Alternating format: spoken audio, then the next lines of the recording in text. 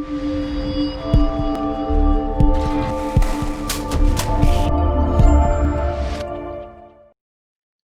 was talking to some engineers at Ion Media just a couple of weeks ago, and they had a real problem. They were receiving thousands of emails a day, and they were unable to truly identify the real causes of problems on their network.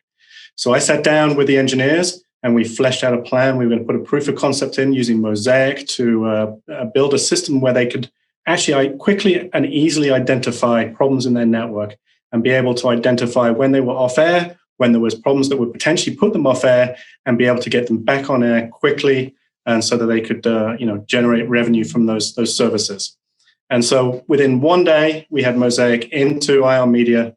We eliminated 90% of those unwanted emails, and were quickly and easily able to show them exactly where the problems were on the network, and they loved it. They were just blown away by what we did.